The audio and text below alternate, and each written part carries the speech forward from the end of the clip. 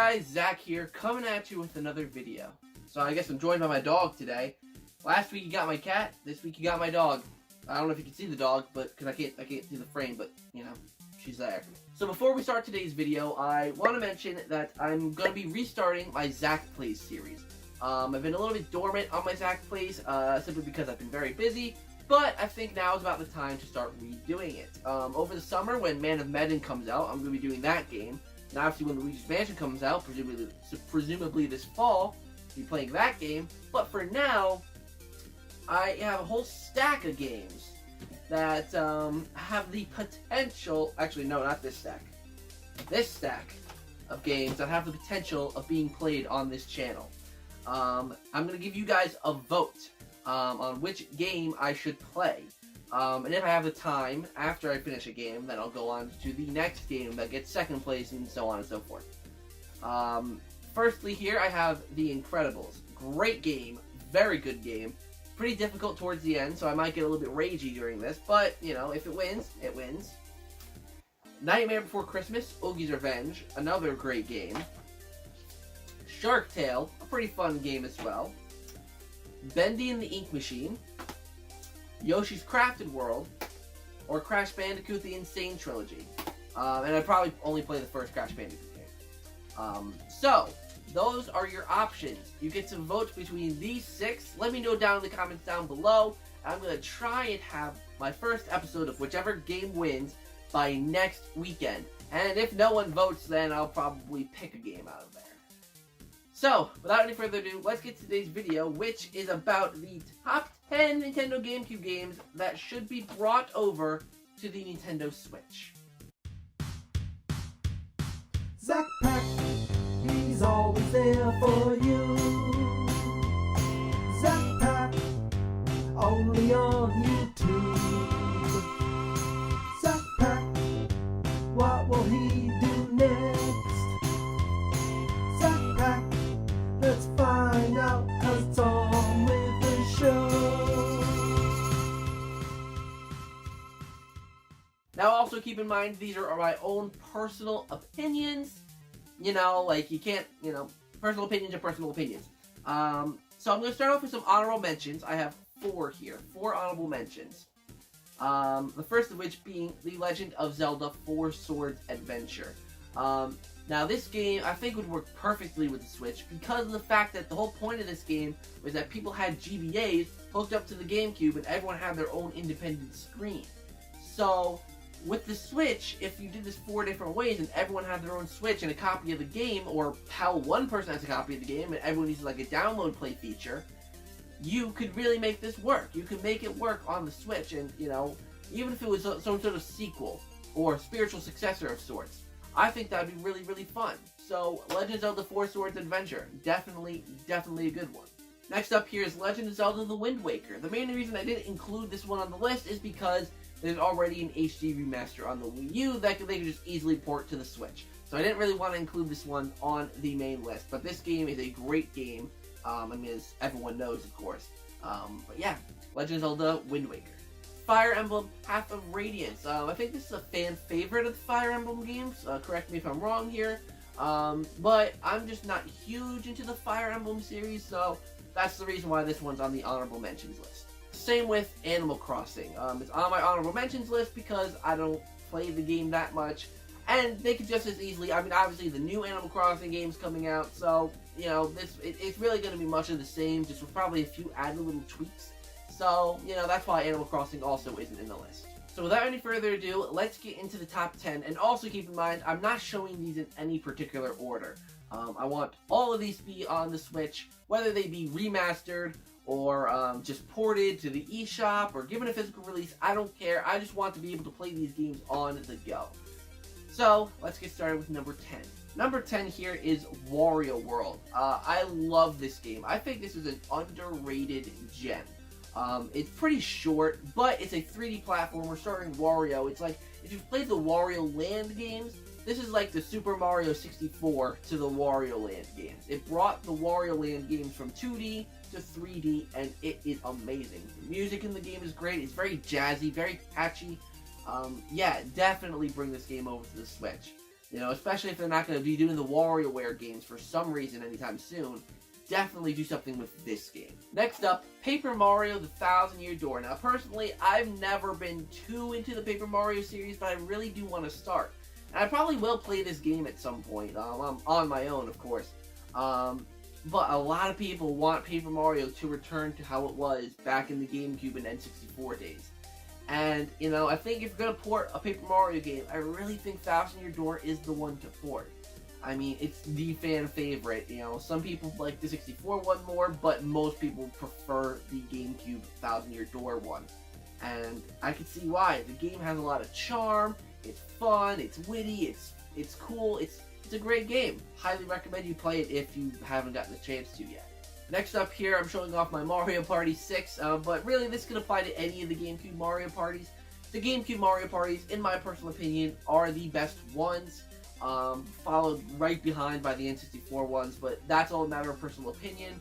Mario Party is just one of those games that is so much fun to play, and, you know, especially if you added some sort of online functionality to the original, you know, GameCube Mario Parties or the N64 Mario Parties, it just creates a lot of fun, and especially how lacking in creativity the new Mario Parties have, I think this would be a nice step in the right direction for the Mario Party series if they brought one of the older ones back.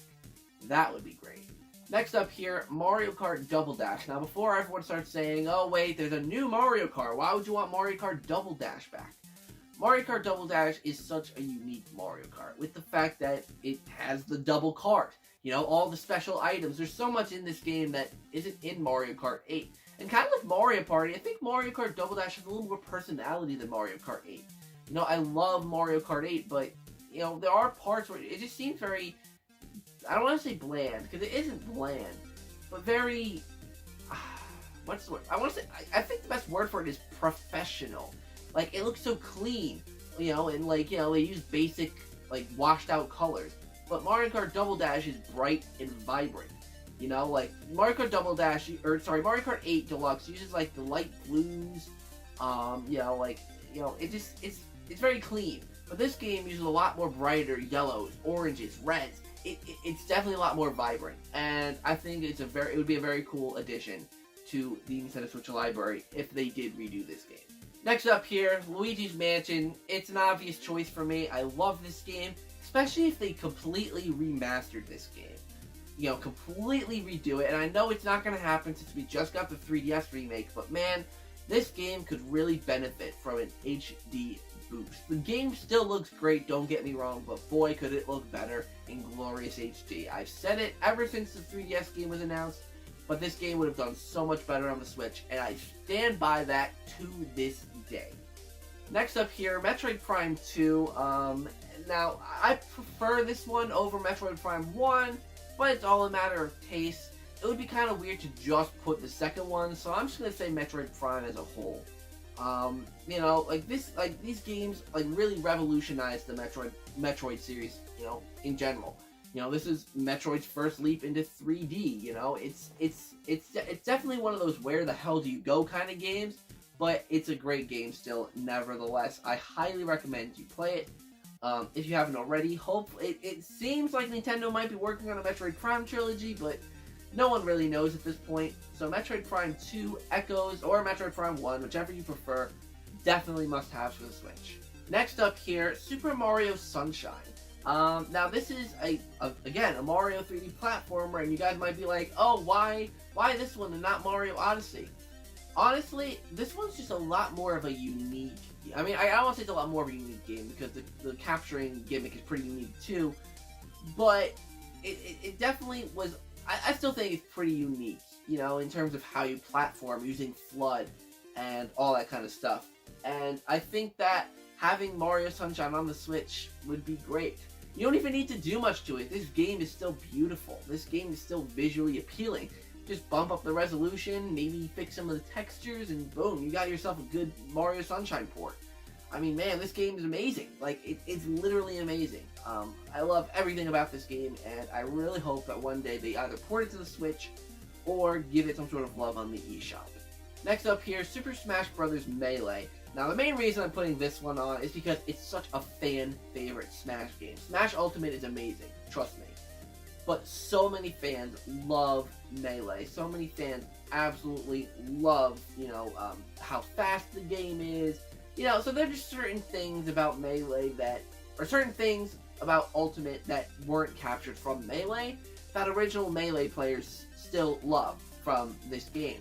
And I think if they ported Melee, there would be a lot of Melee fans that would be satisfied of having a Melee game on, or having Smash Bros. Melee on the Switch.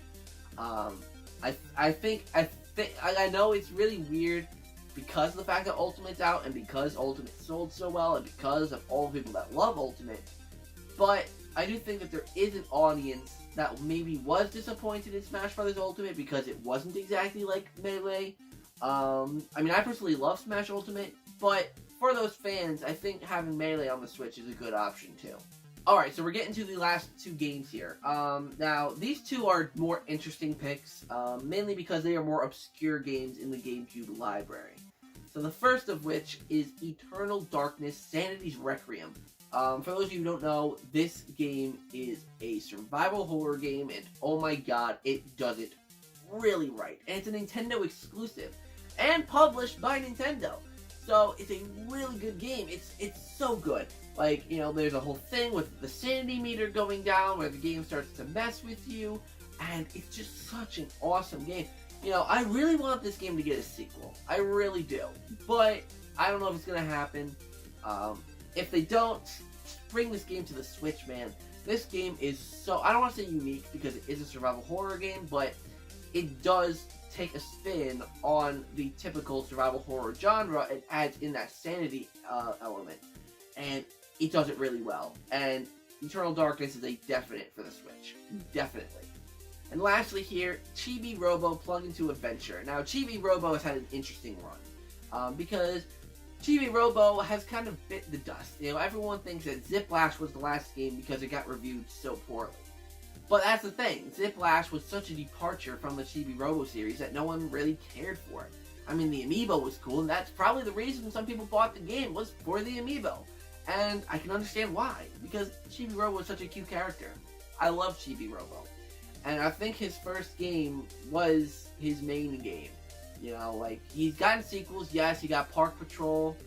He got the camera game for the 3DS. He got Ziplash. But man, this game, this was his game. And if they brought it to the Switch and maybe did some texture work and resolution work, this game could be an absolute gem. An absolute gem on the Switch. I would love to see this game come to the Switch. Love it. So there you go, guys. My top 10 list of games that I want for the Nintendo Switch when it comes to GameCube ports. Now, of course, like I said, I had honorable mentions, and there's so many other games that can be included in this, like Mario Baseball and Mario Tennis, but most of those games have sequels that kind of do the job. But I included Melee and Sunshine and Mario Party in here because they are also very unique in their own aspects, so that's why I included those games. But do you guys love the GameCube as much as I do? I love the GameCube. I love the GameCube. Legit, my old channel name was The GameCube Gamer because I love the GameCube so much. And I'm actually going to go for a complete set. For those of you who don't know, I have, I think, somewhere between 150 to 200 GameCube games. So I'm really going for a complete set. One day I will do a GameCube collection video where I show you every single game in my GameCube collection. And hopefully I get to do that someday soon. So thank you guys so much for watching this video. I hope you enjoyed. Until next time, I'll see you guys in the next video.